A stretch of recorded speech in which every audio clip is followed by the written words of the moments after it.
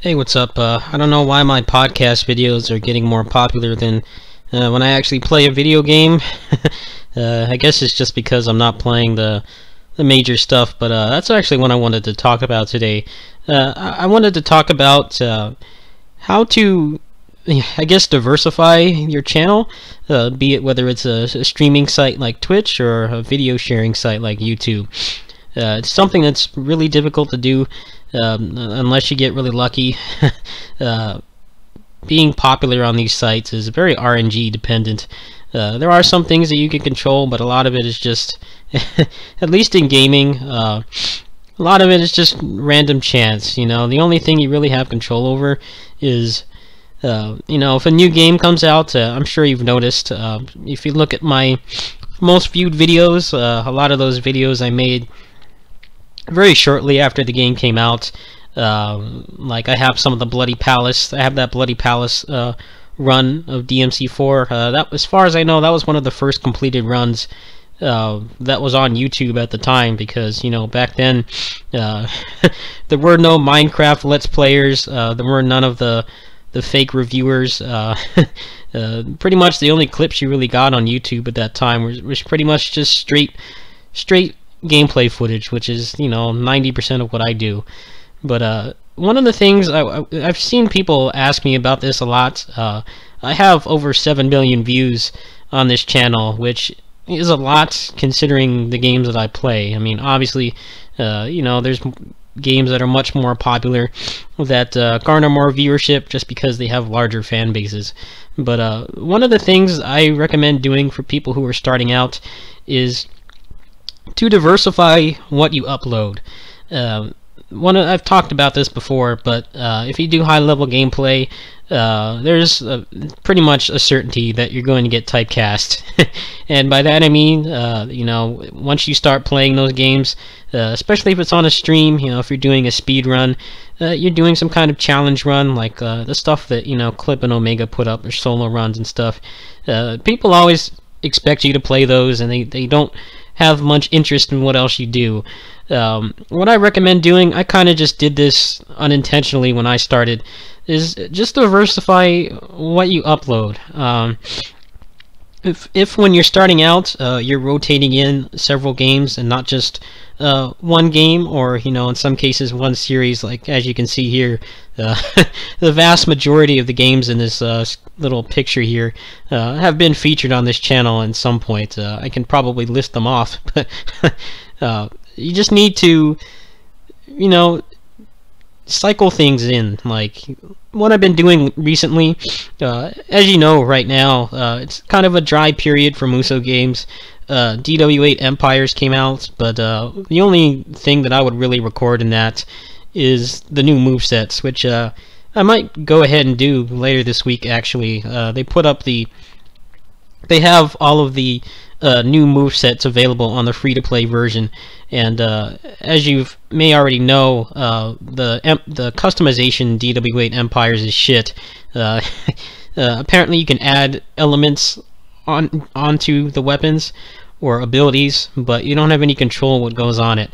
So I might check out the free-to-play version. But if you notice, like when I look back, if you look back at some of the first stuff that I uploaded, the stuff that was not deleted when I chose to become a partner and actually gain some income from this, I uploaded a very wide variety of things, and a lot of those got a bunch of views. Unfortunately, I can't really take credit for it.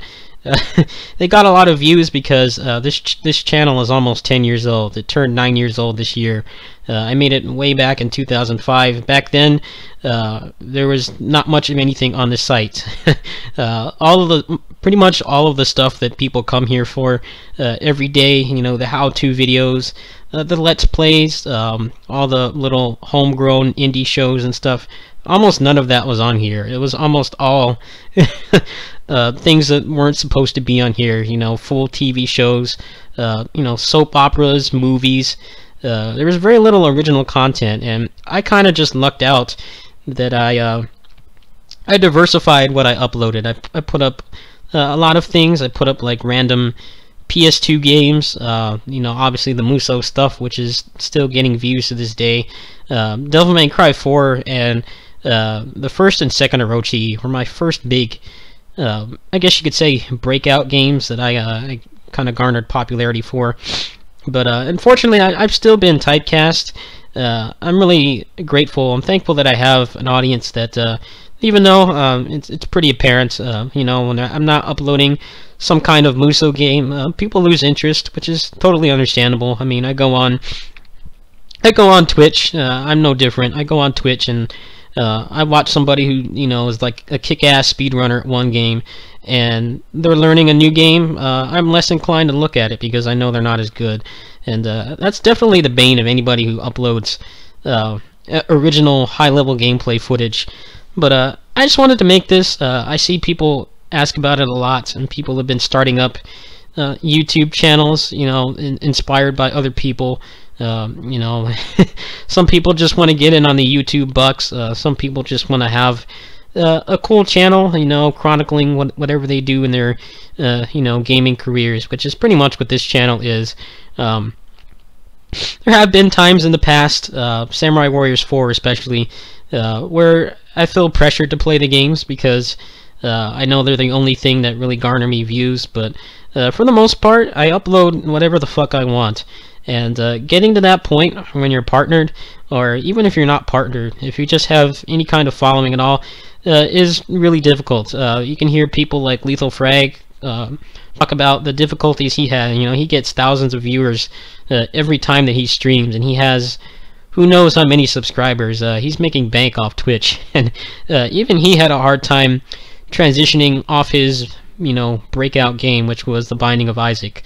That game pretty much single-handedly formed his career. If that game didn't exist, he probably wouldn't be doing it for a living right now. But he went through a pretty rough transitional period too. I think that's what I'm going through right now.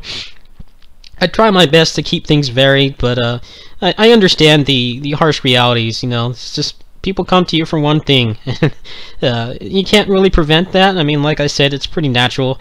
Sometimes people just want to watch one person just kick ass at one game. Like, luckily, I don't get it as bad as some other people. I noticed, like, Siglemic before he stopped streaming. You know, he was the Mario 64 world record holder for a couple of years. It was traded back and forth, but he held it the longest out of anybody. And I remember when he started streaming like Beatmania and Dark Souls, and he would get like like 10% of the viewership that he normally got. It's pretty depressing. So I just wanted to thank everybody for putting up with the shit that I upload, especially now that I've been having all these computer problems that I don't have any control over. I still have not fixed that, but I try my best to keep you guys entertained. Putting something up every day is pretty difficult, especially right now. Even if I didn't have the computer problems, there's not really anything major going on right now. You know, they announced the new Devil May Cry remasters, which I'm going to get in some capacity. I don't know. I hope that they put them out on PC. There's that. There's the Basara expansion. And there's Tales of Zestiria, which, as I've already said, I'm not holding out too much hope for that game. I think that game might be the next Samurai Warriors 4. I may not enjoy it, and I may force myself to play it. But there's not much on the horizon right now, so I just wanted to kind of just make this. I know people, it's a lot harder to start doing this now than it was when I started. Pretty much the only reason I had any subscribers at all was because I started, like I said, when there was almost no original content on the site. Now everybody and their mom is doing it. It's a lot harder to get noticed. Twitch especially, it's even harder on there. At least on here, you know, if you have a decent following, I think it's pretty easy to transition into another game besides what you're known for. But on Twitch, it's like, it's the most depressing thing I've seen. Like, I see people like Cosmo, you know, he stopped playing Zelda. I've mentioned this before, and he's been speedrunning GoldenEye and playing Smash 4, and he's getting like a fifth of the viewership that he normally does. But my main advice is to just vary what you do. Like, it doesn't have to be anything too drastic. Like, you know, even though I deviate a lot from what I'm known for, which is the Devil May Cry series, various Musou games, most of the ones pictured in this screenshot actually. I still stick to the main theme, which is stylish action games, and I think that's what I'm able to at least make a little money back off this, all the money I put off it. But yeah, I'm gonna end it there. It's just I see questions a lot. You know, people come into my stream and they ask, how do I get started on YouTube? You know, how do I maintain a following? Really, the only control you have over getting a following on here, you know, besides just RNG and getting lucky, is having high-level gameplay videos as soon as a game comes out. Cutscenes are a way that a lot of people, they do. That's how they hustle on here. They do a lot of cutscenes. They put out the endings right away. But I can speak from experience when I say that's not really a safe way to gain a following on here. I remember when Metal Gear Solid 4 came out. That was right around the time that Google stepped in and bought YouTube, and they actually started enforcing the rules. Like I said before that, you could do whatever the fuck you wanted on here, as long as it wasn't, you know, explicit. You could put whatever you wanted.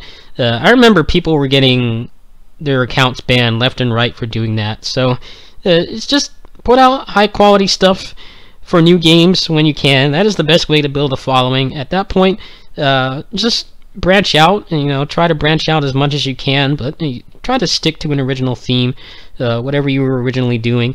And I can't guarantee results, but it will do a lot better than sticking to one game, because then you lock yourself into that franchise.